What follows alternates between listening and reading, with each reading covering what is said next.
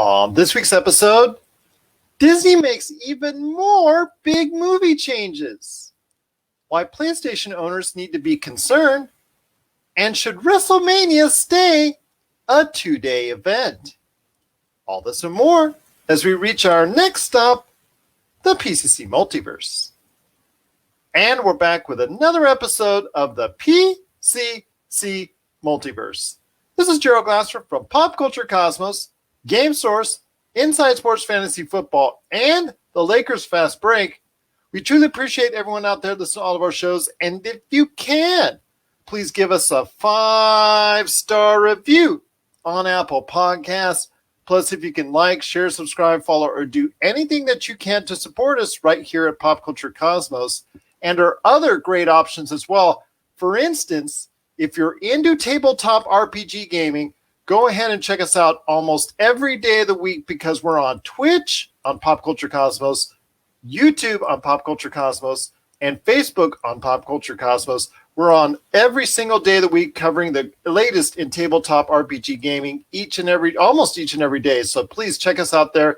And for the folks that love their basketball in the NBA, Laker Tom and I just did a tremendous 2-hour NBA deadline coverage. We had hundreds of fans watching us from all over. We had responses from Jordan, the Philippines, Singapore, Canada, all over talking about the latest and greatest stuff that was going on. We talk about, we analyze the trades? We go over everything that we can in detail on our NBA trade deadline special. And we truly appreciate everyone out there that listens to that on the Lakers Fast Break channel as well. But it wouldn't be a PCC Multiverse without my good friend. He's our own superstar for Instagram and also as well Twitter and Instagram at Castle PCC with a K. It is a good man indeed. You got to follow what he's doing as far as the drone action out there. And thank you so much for the heart knowing and fine.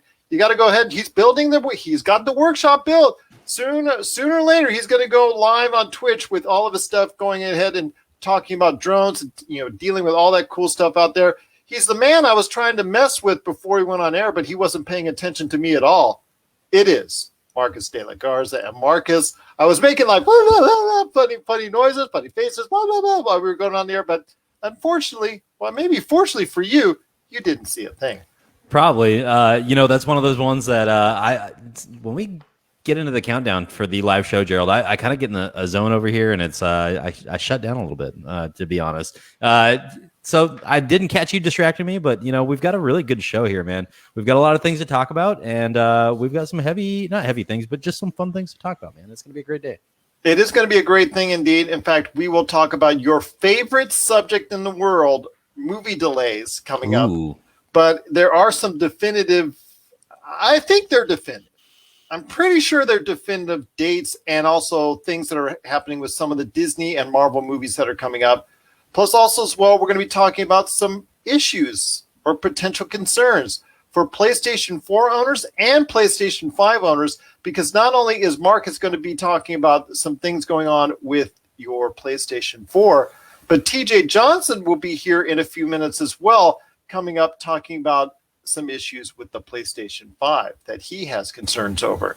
Plus also as well, we've got Andrew Smith, formerly of GameSpot and IGN. He's coming up on the back half of the show talking about a Kickstarter project, which he'd love to see. And I tell you what, I would love to see come to fruition. I hope you get a chance to back this project. It is from Gamers Magazine. That's from Gamers Magazine, now available on Kickstarter. There's just a few days left, so please, as of this recording, just a few days left. So please, you've got to go ahead and support this great and awesome video game magazine. I talked to him at length on the back half of the show coming up. Plus also as well, Marcus and I are going to be talking about Wrestlemania on the back half of the show. Should it stay, because it currently is a 2-day event, but right now the next 2 WrestleManias are scheduled for only 1 day. Should it stay a 2-day event? We're going to talk about that in part 1 of our WrestleMania preview coming up as well. But first, my friend, I know you've been checking out some Oscar favorites. I know a lot of people are talking about Mank. A lot of people are talking about Nomadland. A lot of people talking about The Five Bloods, Minari, sneaking in there as well. I want to hear your thoughts. You said you've checked out not one, not two, not three, but four of the potential Best Picture candidates. Let's hear your thoughts on who you think might be the best out of the bunch you've seen so far. Yeah, Gerald, I do want to preface this with the fact that I have not seen The Father, Judas and the Black Messiah, Minari, nor The Sound of Metal yet. However, I have seen Mank, Nomadland, Promising Young Woman, and Trial of Chicago 7.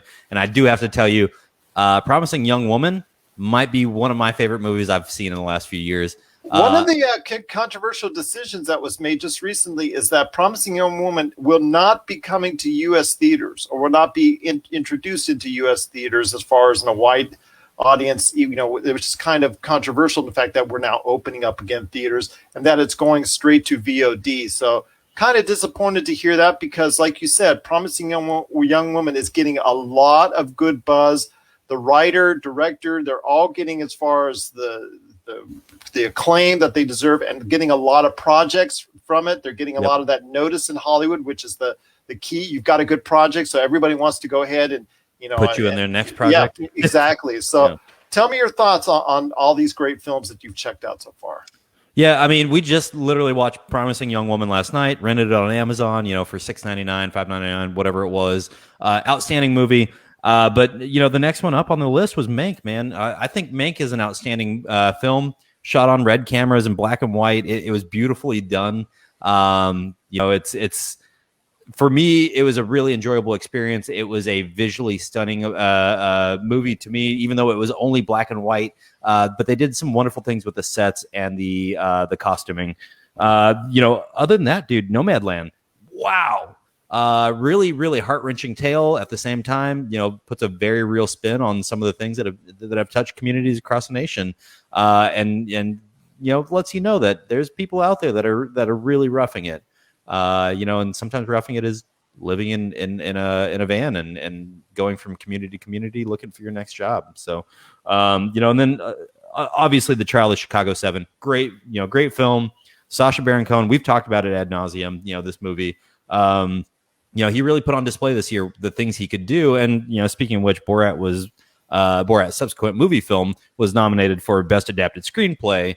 Sacha Baron Cohen all over the place this year, man. But if I really had to bank on something right now, it'd be Promising Young Woman. Outstanding film, really great action, but at the same time, no action at all. I mean, I can't explain how much of an intimidating presence the lead actress was at times, but at the same time, she was a very friendly, opening person. So, other than that, dude, I'm really looking forward to seeing Minari. We're going to be watching that tomorrow night. So, I mean, I can give some tweets, let the people know what I think, but it's for me right now. Promising Young Woman's got the lead. Minari's probably number 2. Even though we haven't seen it yet, I've watched the trailer. I've seen who's involved with it. Stephen Yeun, Glenn from The Walking Dead. It's going to be a really interesting film. We watched the trailer a couple times last night, actually, because watched it before Promising Young Woman, watched it after, and we kind of rolled the dice. It was, are we going to stay up late and watch Minari as well? So we ended up not doing that. But hey, I'm really looking forward to this, Gerald. I don't know about you. Have you seen any of these movies yet? I'm still going to go ahead and check out quite a few of these as we get closer to the Oscar date. I do a cram session as we get closer. So okay.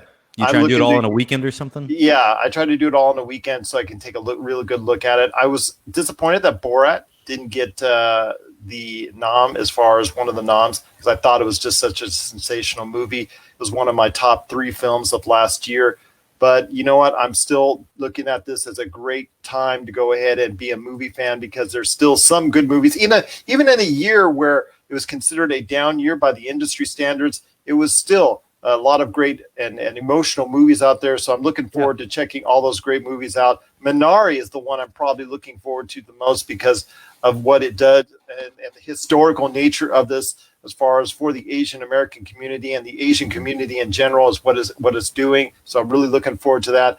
Obviously, The Five Bloods, and of course, Ma Rainey's Black Bottom in the case for looking at seeing the great performance that was left for us by Chadwick Boseman. So I'm looking forward to checking that out as well.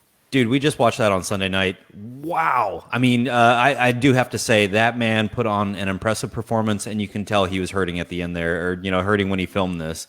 Severely underweight, I think for him at that time, and very emotional. Is one of those things that, going in, you can tell it was a stage play before it hit the big screen, and you just have to accept that. There's a little bit of a roundabout way to that movie, but you have to remember that these were actors giving speeches or giving monologues on a stage prior to this becoming coming up on the big screen. So. Yep. So we'll be looking at it more in depth as it gets closer to the Oscars date as far as who will be the favorites going in. So I will definitely take a look at all these films, or as much as I can, in regards to that. And we'll go ahead and give you our Oscar favorites in all the major categories coming up on an Oscar preview show coming up in the coming weeks. But right now, speaking of movies, there's more to talk about when it concerns what's going on with Disney and Marvel and all that. Disney made yet again some more changes earlier this week. I know you love those delays, my friend. Yep. I know you love those delays more than anything, but I want to go ahead and quickly run down what happened as far as Disney and Marvel. But I think for this big film, Black Widow, is finally a definitive answer on that is going to be released. I think it's been pushed back from May 7th. It did good pushback to July. So I think with that, why do I think it's so certain? Because they now announced that not only is it going to debut in July 9th instead of May 7th, but it will be day and date on Disney Plus with the extra added $30. There is still speculation on how well that's going to do because of the fact that Raya and the Last Dragon, I think from all the analysts that are out there, are perceiving that it has not done well both on the box office and also has not done well on the Premier Access for Disney Plus. So this is a gamble for Disney on how well it will do, but we will see. It's going to debut July 9th, and I am going to buy it, and I am going to watch it first day. That's for sure. Cruella is now going to premiere on Disney Plus at the same time that they open at theaters, so I think that is still up in question. Dude, I'm happy about the day and date stuff, man. Yeah, you can't argue about it. Yeah, and you can't argue with that, but May 28th, that one has not been targeted. Oh, actually, that one has also been targeted, Cruella, as a Premier Access title. That one I'm kind of up in the air on how well it will do on Premier Access, but that will be day and date on Disney Plus with a $30 fee as well. Because Black Widow is coming out in July, Shang-Chi and the Legend of Ten Rings was bumped back to September. So now, again, that's still going to be something we're looking forward to in September, on September 3rd. Luca will not play in theaters. It's heading straight to Disney Plus with no extra costs on June 18th. I think with some of the Pixar... Well, I mean, it's good for us as fans, but I think it shows a lack of confidence by Disney on how well some of these unknown IPs that Pixar puts out there. If it had been let's say a Toy Story or an Incredibles, that's going to be doing day and date with Premier Access where people pay $30. With something like Luca, tell me your thoughts on this being a smarter move because they're unsure on how this will play out to audiences. Yeah, man, this was really interesting to me that we're doing this with it. I really perceived this movie as being a theatrical release because Pixar has done such big movies in the past. I honestly didn't see this one going for free on Disney Plus June 18th. But I'm okay with it, dude. This is a great way to kind of extend the wealth to the family, right? We've been charging people a premium on some of these other movies. I think this is a goodwill gesture by Disney at this point to make sure that their fan base is happy. And we know that Pixar knocks it out of the park every time with almost every time with a film, right? It's been a while since they've had a pretty big miss. But I'm looking forward to this Luca, man. It's going to be a great thing. I'm not upset about it being going for free on Disney Plus. I think there's a lot of people in the industry that are worried about it. And you kind of let us in with that question there. But this is a great thing, Gerald, and I think it's we're gearing up to see a bigger push towards day and date, and then possibly even Disney Plus mirroring that HBO Max presence and saying, we're not going to charge you anything extra here. Just have some content. Let's just go. Let's keep this rolling. And if I was Disney Plus, dude, I'm going to try and keep their momentum rolling as much as they can because, as you guys talked about on Monday, Falcon and Winter Soldier crushed. And absolutely, it is the highest rated premiere of all time on Disney Plus, beating The Mandalorian, beating Soul, beating WandaVision. It is the highest premiere of all time. So that's great news for Disney. Yeah, and so let's just keep that goodwill going. We'll give you guys a few free titles here and there. Hey, I think it's a great strategy. I know I was the one that said that WandaVision would have the bigger premiere here, and you made me eat my words. Well, just because Falcon and Winter Soldier, it came out second, so everybody's now expecting something in regards to the Marvel Cinematic Universe. Plus, it's more of a traditional MCU style movie, which again, I think people were more comfortable with. But people grew to love WandaVision. I mean, again, it crashed Disney Plus not once, but it crashed Disney Plus twice. So I'm expecting that kind of volume for Falcon and the Winter Soldier as well.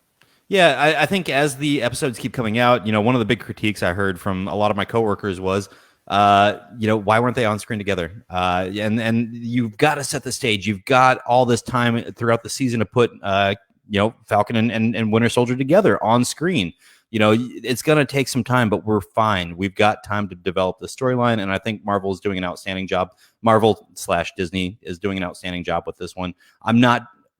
It's the critiques I've heard so far on Falcon and Winter Soldier. I'm not worried about it. It's going to keep plowing through and being a great IP for them. Well, you and I and Josh have enjoyed what we've seen so far from Falcon and Winter Soldier, so I'm continuing to like what I see. So I'm hoping that this episode number 2, as you hear this on podcast outlets and radio stations everywhere, is already dropped. We will be going ahead and giving our review of episode 2 on the Monday show.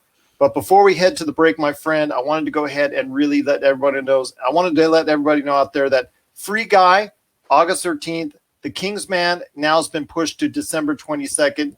Deep Water is now January 14th on 2022.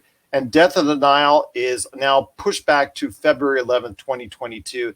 I think with the Army Hammer news and all the stuff that's going on with him and the allegations, which are very damaging, that's going to be something that's a little bit troubling for Disney right now. So even though that looks to be like something that could make a lot of money for them because it's a sequel to obviously Murder on the Orient Express, which was a big hit. Death on the Nile could be something that's very, I don't know, because of all the bad news that's happened because of Army Hammer is concerned. But again, it is something that there's more changes. We will see if any of those movies I just mentioned will come day and date to Disney Plus. We'll see if that happens or if they'll drop on Disney Plus. So there'll be more changes. I have a feeling there's going to be more changes in store for some of these films. But what are your thoughts out there on getting, what I think is a definitive answer on when Black Widow is going to drop and how it's going to drop, because it's going to drop right now, according to what they're saying, July 9th, day and date to Disney Plus and also theaters. What are your thoughts out there on all the Marvel and Disney changes? Please let us know. popculturecosmos@yahoo.com. Well, my friend, there's still much more to talk about on today's program. Before we head into a conversation that I have with TJ Johnson coming up right here on the PlayStation 5 and its controller drift problem, that's a big concern of his, which is a concern for anybody who has a Nintendo Switch and now a PlayStation 5, is the drift concerns. I want to go ahead and talk to you real quick. You brought up something that was mentioned on IGN in regards to PlayStation 4 owners. And there's only over 100 million out there. So, the one I'm looking at now, the PS4 I'm looking at now, my own, the Uncharted one that I love so much. You're telling me there might be a potential problem with that one as well?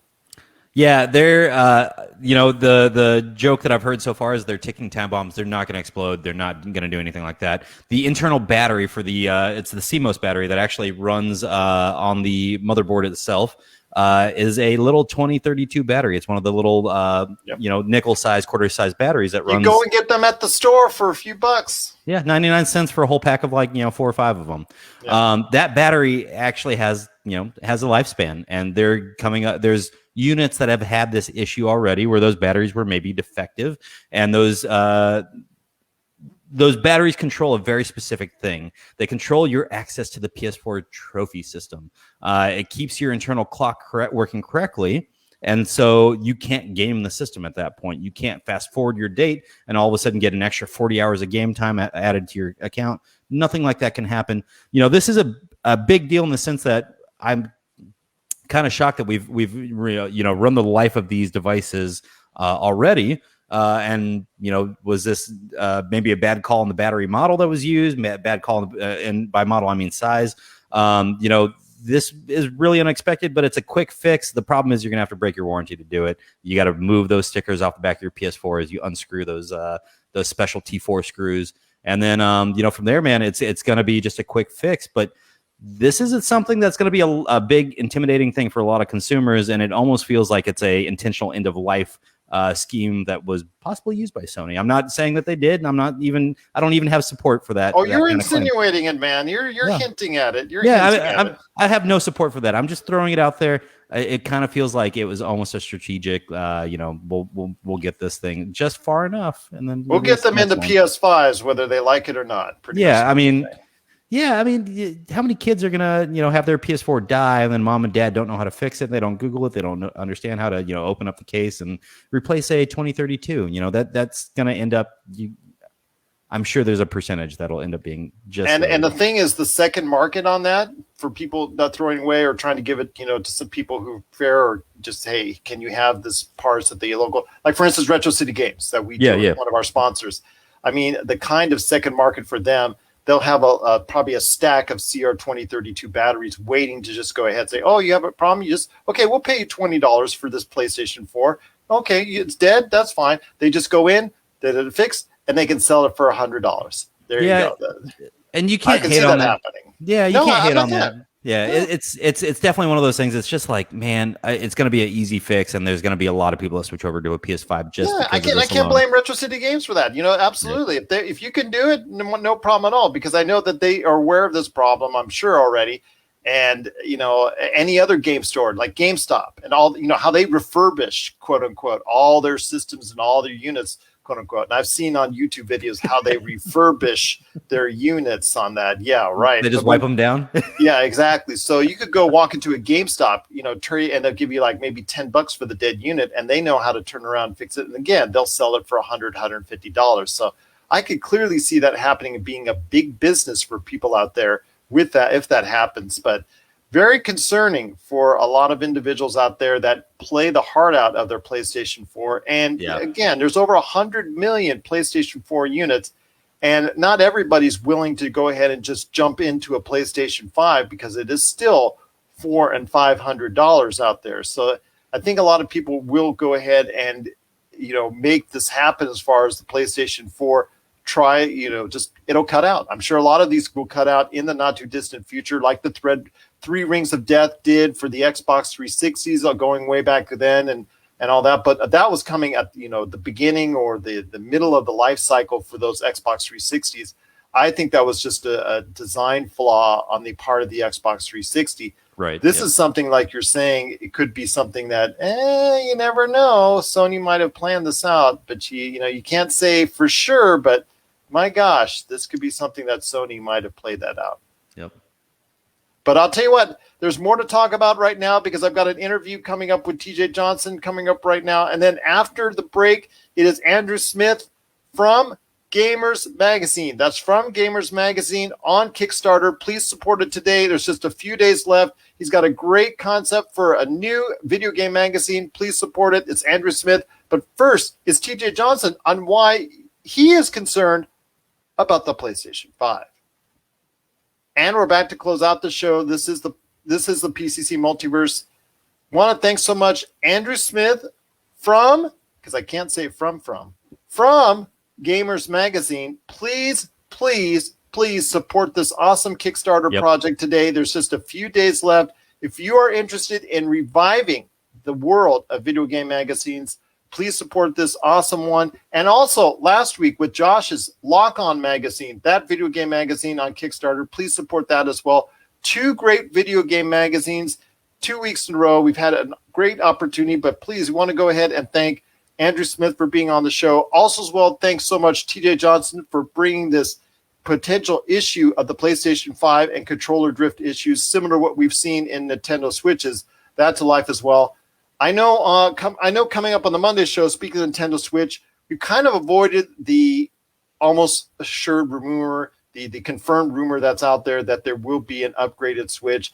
So we will be addressing that on the Monday show as far as what we're looking for in the new Nintendo Switch. That's all hasn't been announced as of yet officially, but according to Jason Schreier of Bloomberg, who is the leading video game reporter, he said that there's a new Nintendo Switch, a bumped up 720p, some better fancy stuff that's put in there. Basically, it's a way for Nintendo to bump up the price on the unit. So we're going to go ahead and talk more about that on the Monday show. Plus, we've got, again, a review of Falcon and the Winter Soldier, episode 2 coming up, and so much more. Marcus unfortunately will not be here next week. Something about an anniversary. I don't know what he meant by that, but, I'll go ahead and we'll give him the week off. But I'm looking forward to talking to Josh and hopefully Jamie Monroy of Game Source. It'll be a Game Source Pop Culture Cosmos crossover once again. So we're looking forward to that next week. Maybe on Monday, maybe on Friday as well. So we're looking forward to that. But before we head on out, my friend, I wanted to go ahead and hit you up with this part 1 of our preview for WrestleMania coming up. I know I have a lot of good conversations on the way on various facets of pro wrestling and the WWE. But first off, I wanted to go ahead and talk with you about WrestleMania itself. It's coming up in April. It's coming up as a 2-day event, similar to what they did last year because of issues going on with the pandemic and all that.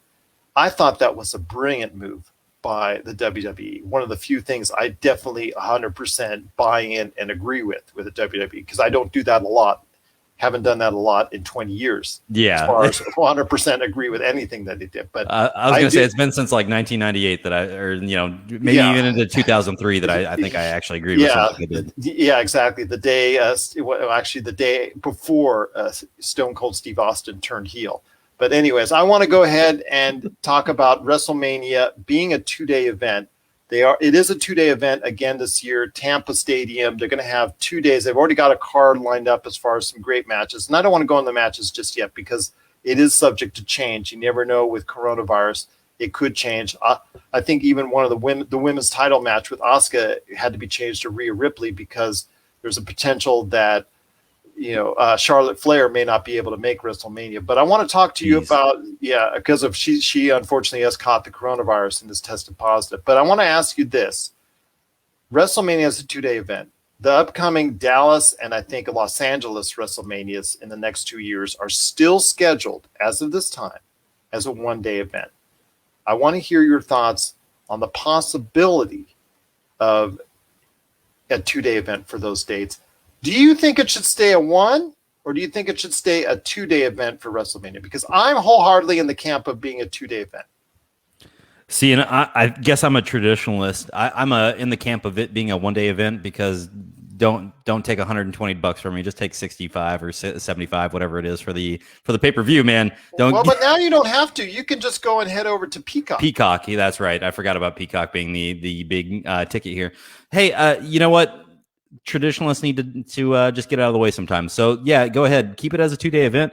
My only problem is when you draw out an event like WrestleMania like this, what happens to the numbers? And that's something I actually don't have any data from last year to see how the numbers did. Well, I can give you an idea as far as the attendance is concerned, is that they'll most likely sell out the limited attendance. I think it's like 25 to 35,000 that they're going to have there each night.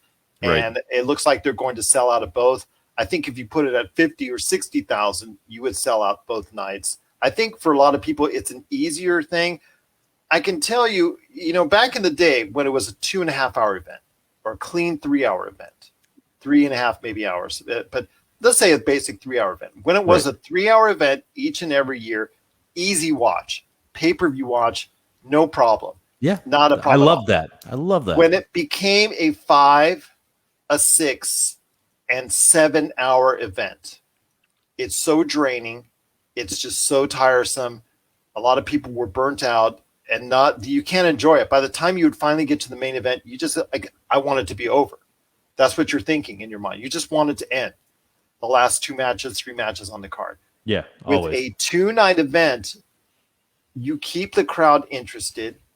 You have the whole week and you have the whole weekend to yourself as far as WWE. Yes, you have a lot of other independent stuff that's going on. AEW is going to be running shows, et cetera, but people are there mainly for you and your products for at least 5 days. You have to capture that audience. you can span it out any way you want. And to have WrestleMania go over 2 days in a 3 hour fashion each day, make it 3 hours each day, 3.5 hours each day.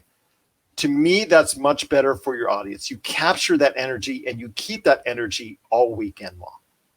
Yeah, and I see your point there, Gerald. Having the 2-day event with 2 3-hour events where you can really keep that captive audience, and they don't start wandering, they don't start drifting, they don't start playing on their phones, they don't start doing everything that we do when we're bored and watching TV and just trying to fill time, right? It's that doesn't start happening at hour 3 and hour 3.5 or hour 4, whatever it is. You can actually also even have something exciting happen on Saturday that can carry over on Sunday. Let's say you have a championship match or something as far as a number one contendership match on Saturday.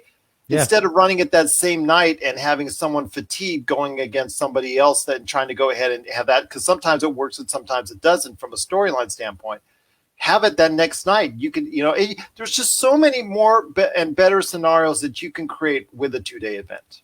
Yeah, I understand that argument there, dude. It's just my only problem is there used to be some magic to that 1-day event before we started doing 6, 7, 8 hour streams or pay-per-views. It's just there's something magical about it to me. But yeah, I'm with you, man. More content for the fans. That's always going to be best at the end, especially a 2-day event like this where you can split it 3 and 3. I get it. Well, those magical days are gone, my friend. I mean, you're now dealing with a situation, like I said, 7 hours. You're also talking about Peacock. I mean, it's not going on you can still buy a pay-per-view, but really when you can buy it for $5 a month on Peacock, why would you really want to go and do that? So, I mean, it's just not the same in 2021 as it was in 1999.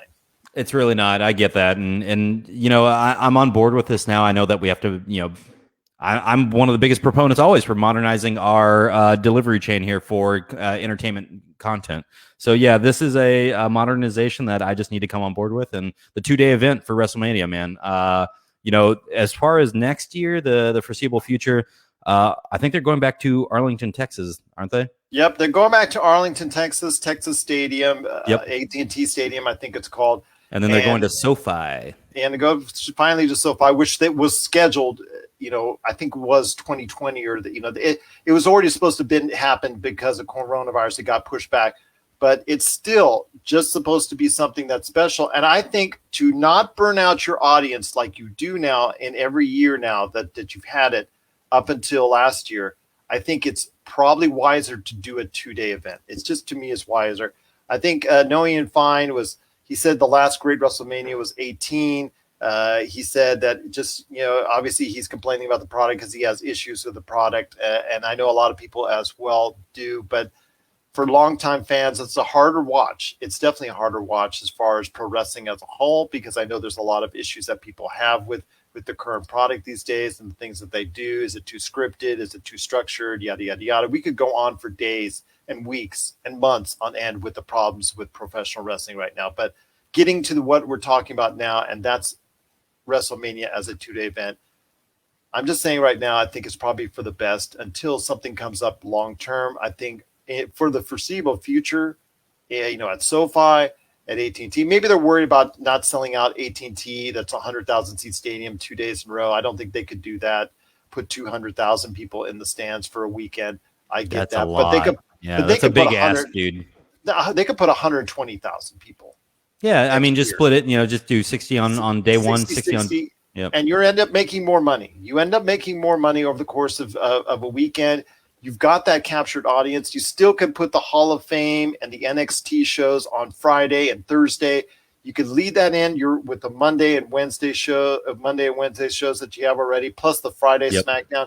I mean, there's just so much you could do with this. It makes so much more sense to put it 2 days, especially if you're going to, after this gets out, and go into Dallas and LA in the coming years and still drag this out over 7 hours, because people are just going to be upset all over again. Yeah, that's a really interesting perspective there, dude. And I think I'm on board with that entirely. But yeah, I mean the jump back to the 1 day special next year, very concerning, I guess, in light of the image you just painted for me.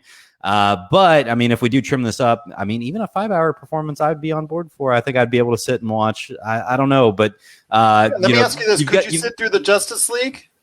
I did.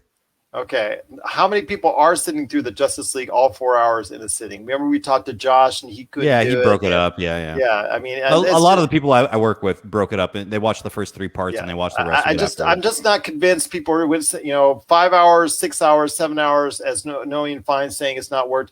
He said it should be one night and 2-3 hours. The only problem is you've got such a large contingent as far as wrestlers are concerned that all want that WrestleMania payoff. I don't know which now in the days of Peacock, I don't know how much that is. It's not like the old days with pay-per-view, but right. I know there is some pay-per-view money still coming in for it because there's, again, abroad, worldwide, some people have to actually still pay-per-view for WrestleMania. I wonder how commercial establishments are going to be handling that, right? Like in Florida, we have Buffalo Wild Wings open again. I'm sure they're going to be charging a cover for watching WrestleMania. I wonder if they have to. Yeah, there's just no way the WWE can track all that now. That's just too hard. Yeah. That's just hard. They got their $1 billion for 5 years from Peacock. They should be happy with that. But yeah, just walk off into the sunset with that one and with the Brinks truck in tow. That's fine. Yeah, exactly. There's so many wrestlers on the roster for WWE that all want to be part of a WrestleMania. Noah, I can't see it ever going back to 2-3 hours on one night again. Maybe. Yeah, I agree. Maybe, but I don't know. That's going to be a tough deal because WrestleMania is supposed to be the big event. But I think it should go to a 2-night event with all the wrestlers you have on the roster and all the storylines that you could create from a 2-night scenario. If it is your biggest night of the year, if it's your most special night of the year, I would say go to a 2-night from here on out. But what are your thoughts out there on WrestleMania going to a 2-night format like it has this year and last year, and possibly you wanting to keep it at a 2-night event instead of going back to a 1-night event that it looks like it's heading to for the next couple of years? We want to hear your thoughts. popculturecosmos@yahoo.com. Well, my friend, it's been a great episode. I cannot thank you enough for being here. Appreciate it. I know you're going to be off next week. Again, something about an anniversary, Mr. Marcus there. But any last thoughts on the way out? Yeah, selfishly, I'm going to say, early happy 5 years to my wife. And then outside of that, hey, Noah, I think I'm with you on the 2 to 3 hours of WrestleMania. It would be nice to go back there, but Gerald's right. We've got too many big names in the stables, and there's too much money to be made. So we're going to be doing some 2-night stuff. We're going to be doing some 4.5, 5 hour, performances. That's fine. Back to a 7-hour once again. Oh, please don't. But in light of the push timelines that we talked about this time. Again, I'm going to preface this with it probably isn't the last time, but I hope this is the last time we have to discuss push timelines. It won't be, my friend. Unfortunately, it won't be. So for Marcus De La Garza, this is Gerald Glassford. This is another beautiful day in paradise right here in the PCC Multiverse. We thank you for listening. And here's hoping you have yourself a great